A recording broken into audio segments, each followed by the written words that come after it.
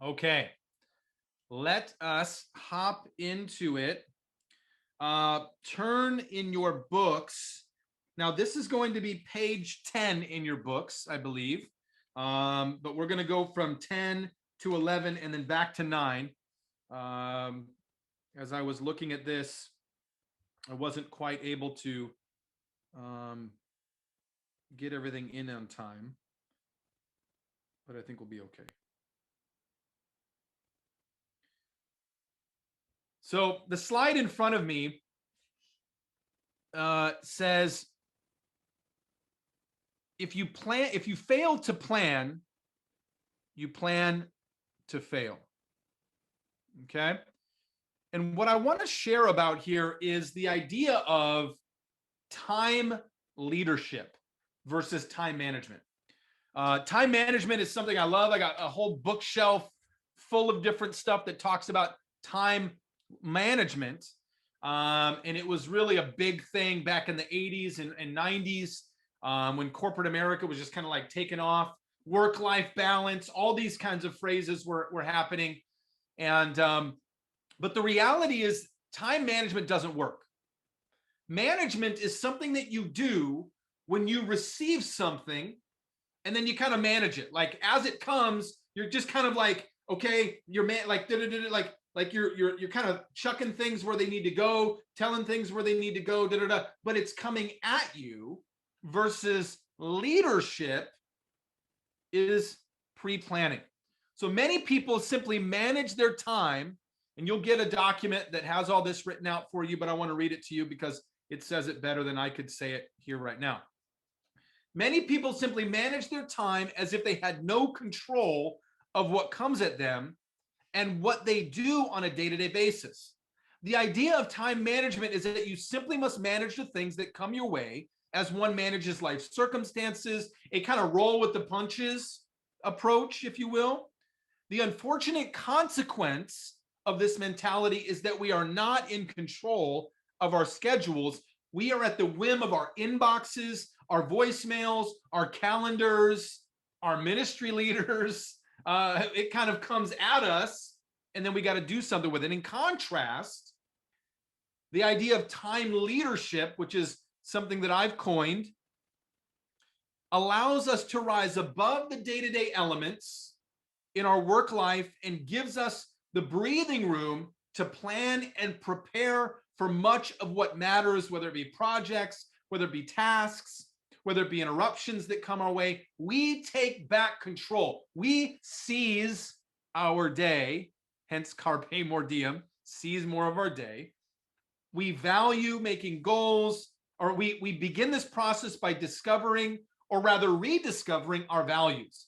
Something that I'll send you that we're not going to dive into today is this workbook right here, the core values worksheet, Discovering Your Core Values. And I've written here, it says, our core values are our internal navigation system. They guide us and lead us. They are systems in working order. They are at our core of how we choose and what we decide, how we behave, how we act. They describe who we are. They are unspoken rules and regulations, terms and conditions by which we live. And so our values, yes, we value the Bible. We talked about principles and all that, but there are other types of values that we make decisions with. And then our behavior shows those values. If I value, and we talk about this every Sunday when we think about giving back to God, right? If I value the kingdom, then that's going to be seen in me giving to God, in my money. If I value friendships and relationships with other people, that's going to be seen in my calendar and who I spend time with.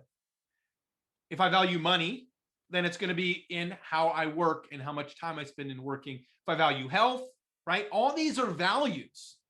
And so where stress and strife comes in our life is when we're not walking in integrity with our values. I value this, but my life is doing this, and there's friction there. Versus I value this, and my life is aligned with these values. It's called values-based time leadership.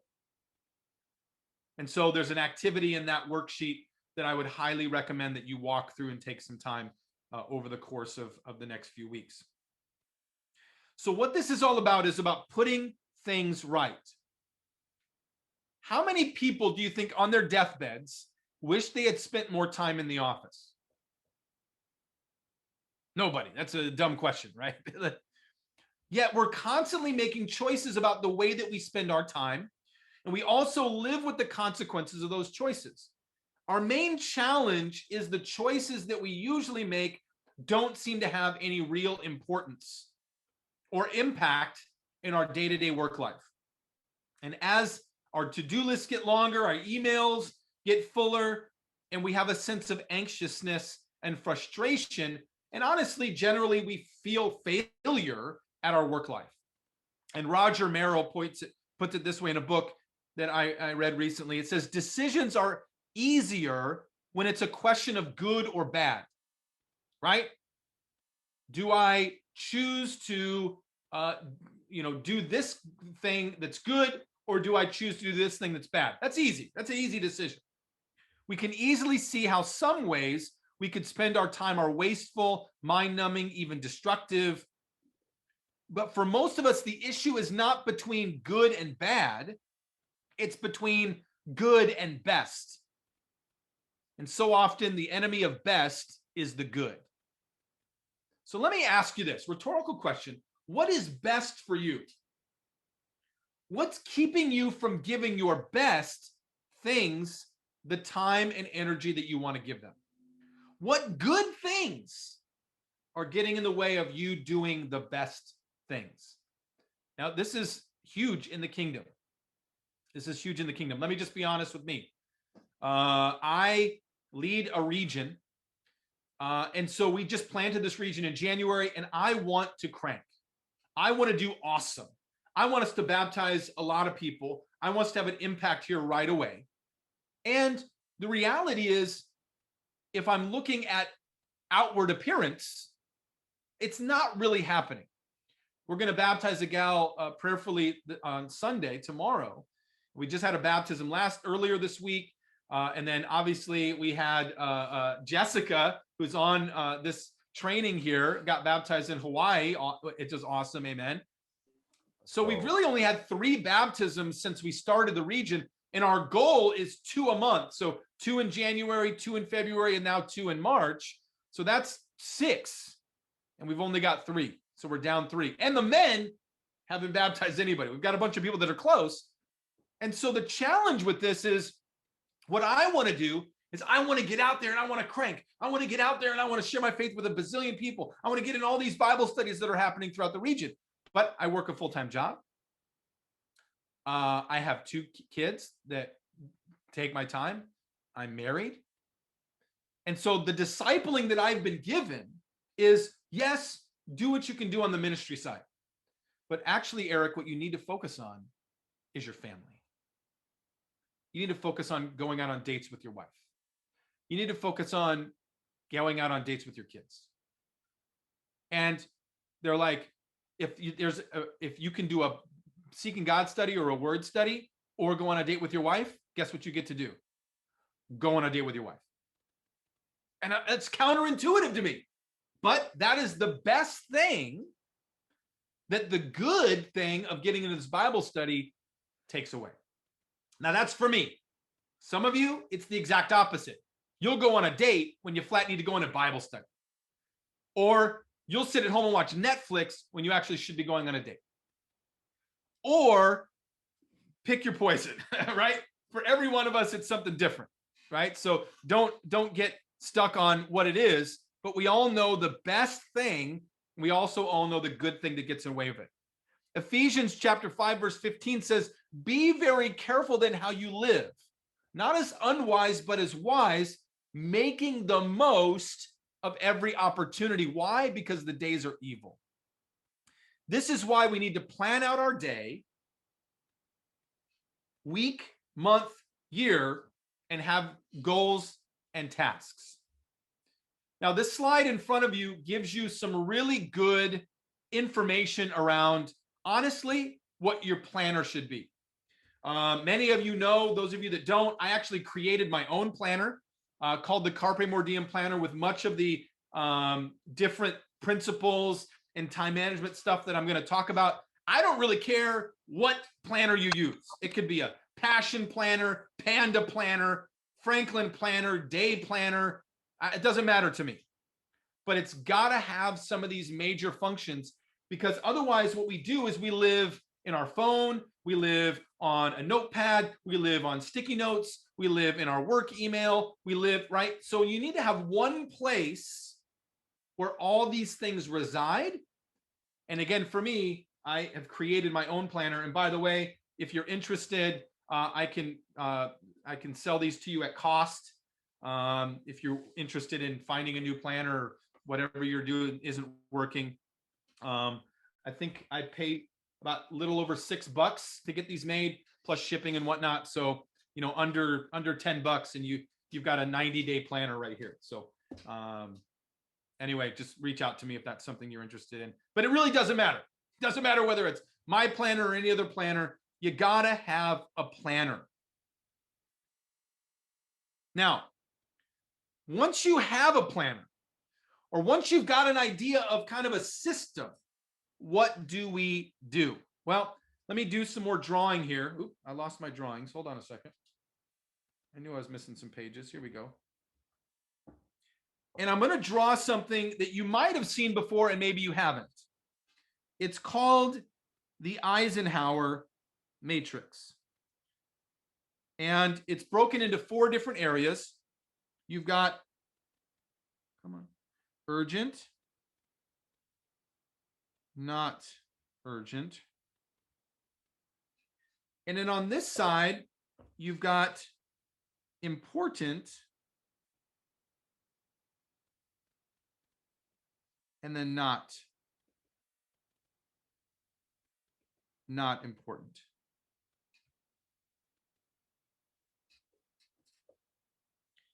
And so what we see here is we've got 4 quadrants. We've got Q1, Q2, Q3, and Q4. Quadrant 1 represents things that are both urgent and important. And here's where we handle an irate client, we meet a deadline, repair a broken down machine. We need to spend time in quadrant 1. Again, this is where we manage, where we produce, where things get done. And if we ignore it, we become buried alive in the things that we have to do. But we also need to realize that many important activities become urgent through procrastination, or because we don't do enough prevention and planning in quadrant 1. Quadrant 2 includes activities that are important but not urgent. This is the quadrant of quality, right? This is where we do our long-range planning, where we anticipate and prevent problems in our life or in our work. We empower others. We broaden our minds and increase our skills through continuous professional development. Right here, right now, this here is quadrant 2. It is important, but not urgent. Like, you could still live your life and get your stuff done if you didn't come to this program.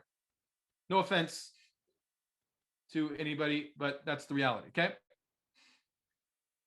So increasing time here in quadrant 2 actually increases our ability to get things done. And then when we ignore this quadrant, it just feeds and enlarges quadrant 1, creating stress, burnout, and deeper crisis for the person that's being consumed by it. Now, quadrant 3 includes the things that are urgent but not important. And this is the quadrant of deception. The urgency of this quadrant creates the illusion of importance. Because notice, it's urgent, but it's not important.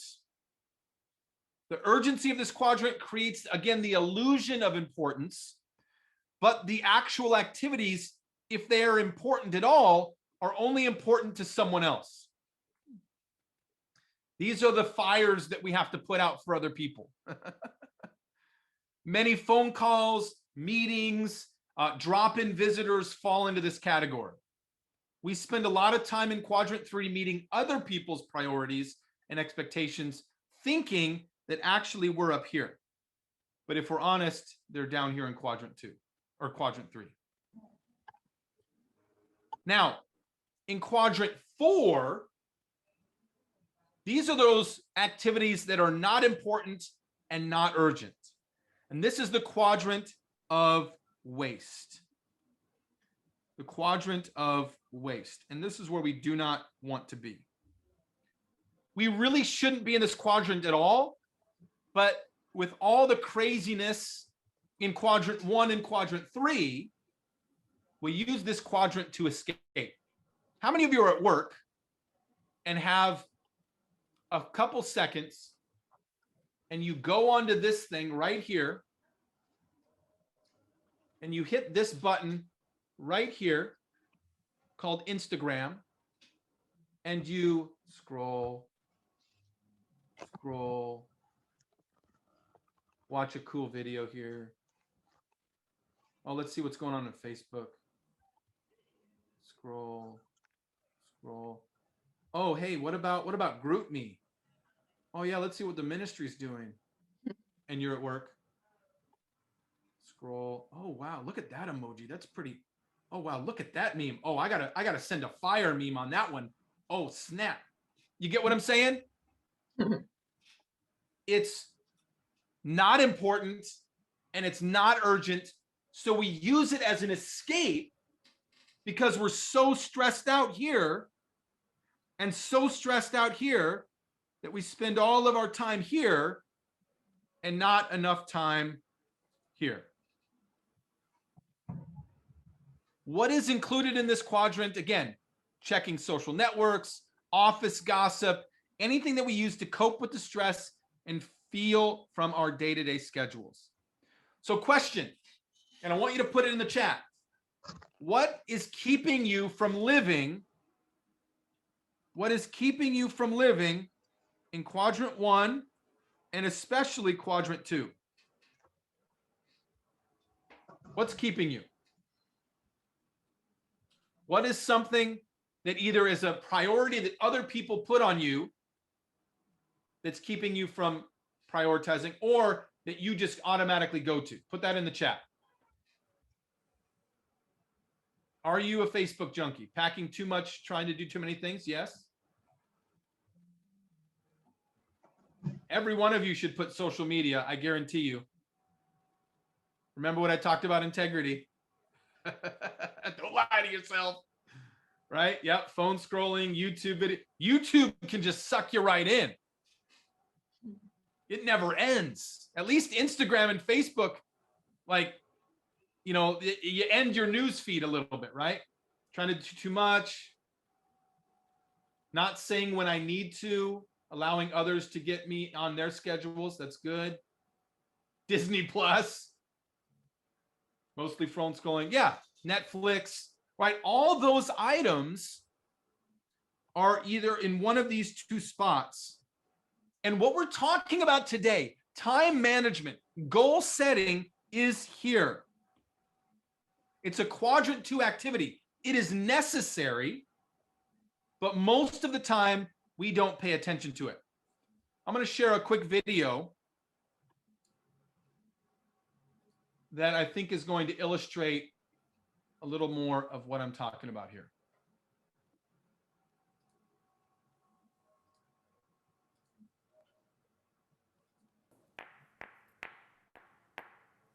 Oh, hello there. Brett McAyer from theartofmanliness.com. Caught me in the middle of an experiment. Do you guys ever feel like you're busy all day, you're answering email, you feel busy, but at the end of the day, you feel like you didn't accomplish anything? Well, there's a reason why you feel like that, and I'm going to do a little object lesson or experiment to show you why that is.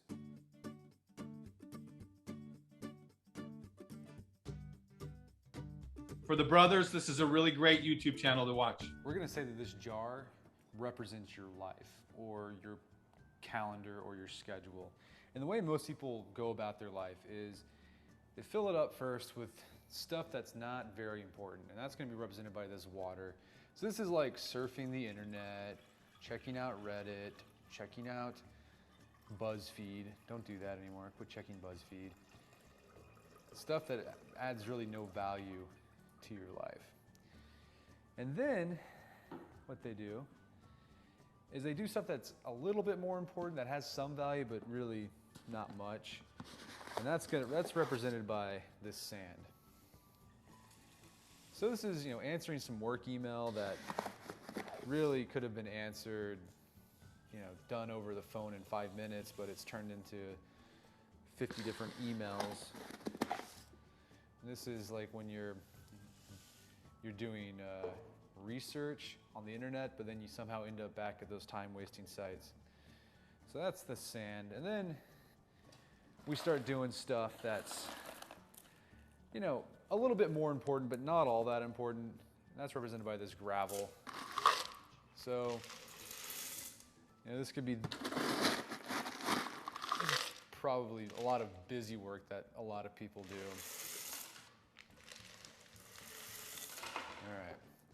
So it's, stuff that has some value, but not all that much. And then you realize, man, I haven't done anything. I've been really busy, but I haven't gotten any work done. I got to focus on those really important things. So you try to cram those big rocks in. Those big rocks represent the most important things in your life. It could be things like family, it could be your health, your spirituality. It could also be tasks in work or in class that will bring you closer to your goal. So you try to cram that into your calendar or your schedule.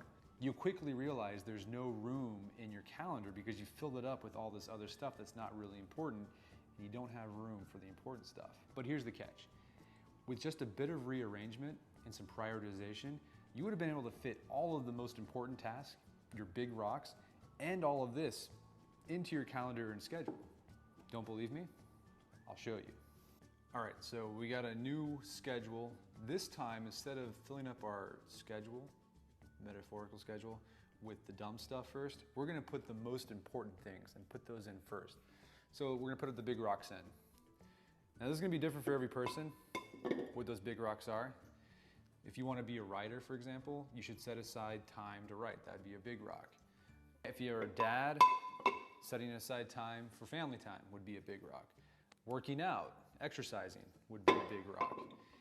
And you would treat these things basically like a doctor's appointment on your calendar. Like you would block it off, and if someone wants to do something during that time, you tell them, sorry, or I already got something going on, even if that is working out. Just whatever is really important, you want to make sure that you get done. You schedule that first. Then after that, you can start putting in some of those, filling in the gaps with the stuff that's not really important, but just a little bit important. Things like work emails. There we go. And of course, you'll need to rearrange things sometimes. So you did some of the stuff that's not too important, but still needs to be done. But you still have room. You still have time for some of that fun stuff that's just mindless. So go ahead, after you've done your big rocks, done the stuff that's sort of important, you can do some bit of mindless web surfing. Put some more in there. Still got plenty of room. Let it sift through, okay. And here's the thing, there's still room for more. I mean, we could probably put more sand in here. Some more fun stuff. That's really heavy. We got the water. This is just like stuff, I don't even know what. It's like not important at all. All right, so as you can see, we were able to fit in a lot more, including the big rocks. And the key was we had to put the big rocks in first. So my challenge to you this week is, as you sit down with your calendar and plan out your week, and if you're not planning, I definitely recommend you start doing that. Find out what your big rocks are. What are the most important things that you need to be doing? Again, if you want to be a writer, a big rock would be setting aside time for writing. If you want to be a musician, setting aside time for deliberate practice on whatever instrument it is that you're doing would be a big rock. Family is a big rock. Health is a big rock. At work, you're going to have different big rocks that are going to pop up every week. The key is, though, is you do those first. Do those first. And as you do that, you're going to find that you're going to be more productive, more effective, and you'll have time for everything else in life. Those emails, those phone calls, those network meetings. It's all gonna be able to fit in there, but you have to do the big rocks first. So that's a challenge to you. Until next time, this is Brett McKay telling you to stay manly. We all can stay manly, amen, or womanly, whichever you prefer. But there's a bunch of really great videos out there on YouTube. Don't get sucked in, but that we can learn from that particular principle of putting the big rocks in first.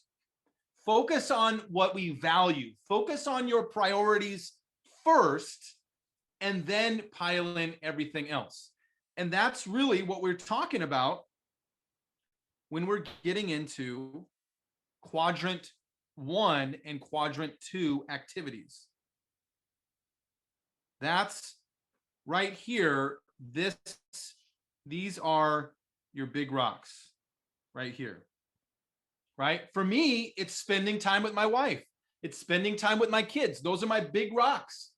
So when somebody calls me and says, "Hey, Eric, I got this urgent what am I going to have to say? Now, there's always exceptions to the rule, but for the most part, we want to live in an area that is important and that's not urgent from a standpoint of like, it doesn't need to get done right now, right this second. Somebody's like over my shoulder, right? And so what does this look like practically? Well, it looks like something called the productivity pyramid. The productivity pyramid, you guys might have seen this before. Sorry, my pyramid, that looks terrible. Oh my gosh. There, that's better. All right. Productivity pyramid. My pyramid wasn't that productive.